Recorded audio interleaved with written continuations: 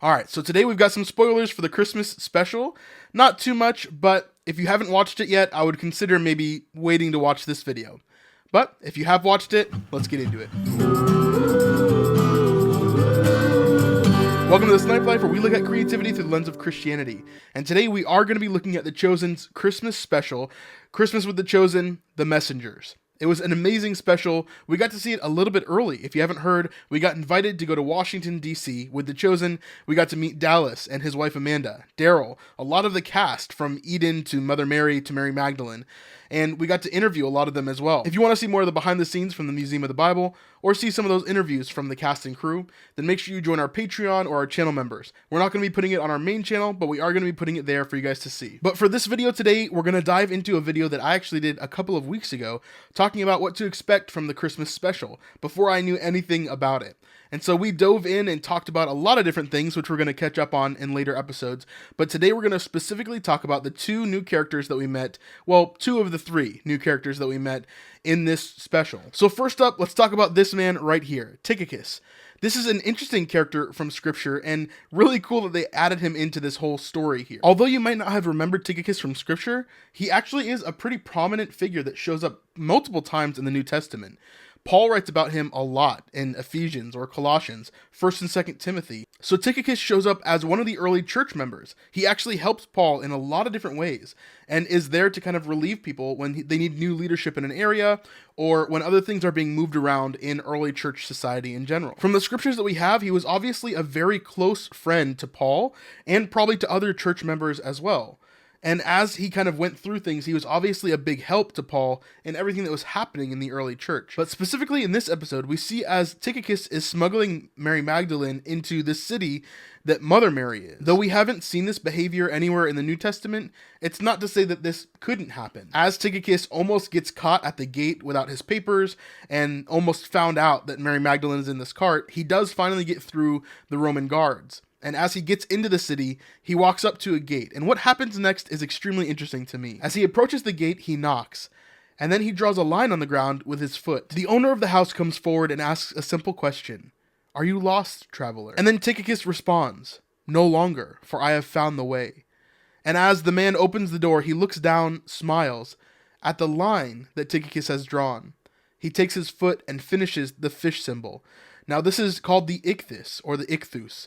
And this was an early sign of Christianity, just like we use it today, the fish symbol. And in the early days of the church, this is exactly how it would have been used. Someone would have gone up to someone who they thought might have been a Christian, and they would have drawn half of this symbol. A simple line in the sand, easily wiped away, or easily recognized for someone that knew what it meant. And the other person, if they were a Christian, would finish the symbol by drawing the other half of the fish, indicating that they both understand what's going on here, that they both understand that they're both Christians.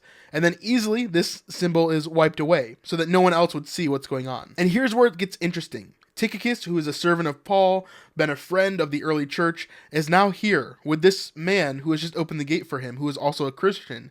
And this is when we get introduced to him. This is Lazarus. And while this name is pretty common during this time, there aren't that many ancient Jewish names, so a lot of people would have shared different names. This is the Lazarus that you're thinking of. In fact, Tychicus even says it himself. He says that the word of his fame has spread throughout, right? And you have to remember the timeline as well. This is 19 years after Christ's death. So Lazarus has been resurrected for about 20, 21, maybe 22 years at this point. And so Lazarus has been growing in fame, just as Christ was, and we see this even in scripture. Now, just like many of the other characters in the Bible that are not following through this main storyline, we do not hear too much about Lazarus. But here's what we do know. Lazarus was a great friend of Jesus, including his sisters, Mary and Martha. And even though Jesus was a great friend to him, he wasn't with him all the time, obviously. Lazarus had his own life and did his own things, although we don't know exactly what that looked like. Lazarus eventually succumbed to illness, and he died. But Jesus wasn't there to help him during that time. And so 4 days after Lazarus died, Jesus finally showed up. And what did he do? He resurrected him there on the spot. And Lazarus was made alive again. One of the most powerful and known stories in scripture, period, right? Lazarus, come forth. We know this story frontwards and backwards. But have you ever stopped to think what happened to Lazarus after that? Well, there's a couple more scriptures to help us flesh that out a little bit. You see, because of this resurrection of Lazarus, this accelerated a lot of the plots to kill Jesus. And it really made the leaders of the law want to get rid of this guy, because in their minds, he was either some sort of demon that was using the power of Satan, or he was some sort of false prophet that was spreading these wrong ideas, right?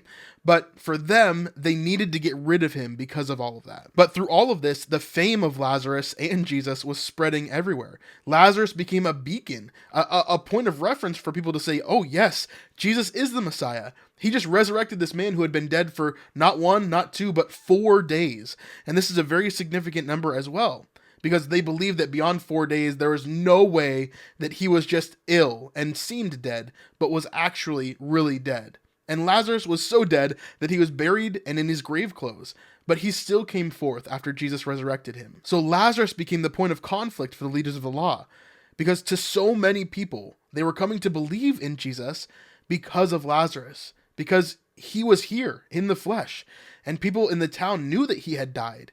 They had seen that, and yet he is here. Jesus brought him back. And it is here that Mary, the sister of Lazarus, actually anoints his feet with ointment. And we also see the beginnings of Judas's mindset as he's about to betray Christ. But there's a really interesting passage in John 12, 9 through 11, where it talks about the plot to kill Lazarus. So just like the chief priest made plans to kill Jesus, they also made plans to kill Lazarus, because so many people were coming to the faith, so many people were being impacted by Jesus because of the resurrection of Lazarus. So he became a problem for them as well. But the story goes on from there, right? We know that Christ was crucified, and then he was dead, and then he was resurrected, and he came back to life, and then he was ascended. But we don't get the full story of Lazarus at all. Really, the last that we hear of Lazarus is that there was a plot to kill him. But we don't know if that actually happened. The scriptures never tell us this is when Lazarus died, or this is what Lazarus did. And so it is plausible to think that Lazarus could have been part of that early church culture, and part of whatever Christ was doing in that time. So here in the Christmas special of The Chosen, we see as Lazarus is actually taking care of Mother Mary, in her old age, by the way. She is very close to death here. In fact, in this scene, she's 67 years old. And in that time, that's ancient, considering that the average life expectancy during that time was 30, maybe 35. But back to Lazarus and Tychicus. These two are very interesting additions to the cast that we already have. And we know from what Dallas has told us that Lazarus is going to be appearing in season 3. I wonder if Lazarus will be dying here. I actually doubt it. I think that we're going to see a little bit of the friendship of Jesus before Lazarus dies. And then eventually we'll see the death and resurrection of Lazarus as well. But it'll be interesting to see if we see that in season 3, 4, or 5, and ongoing. It'll be really interesting as all of that plays out. I'm excited to see how this actor does with the character, and what Dallas does with the writing of all of it. It's going to be amazing to watch, as always. So this is just a small portion of the Christmas special, and they did an amazing job, but there's a lot more to talk about, from Mary Magdalene to Luke to Paul and the early church in general. There's so much there that is just ready to be unpacked.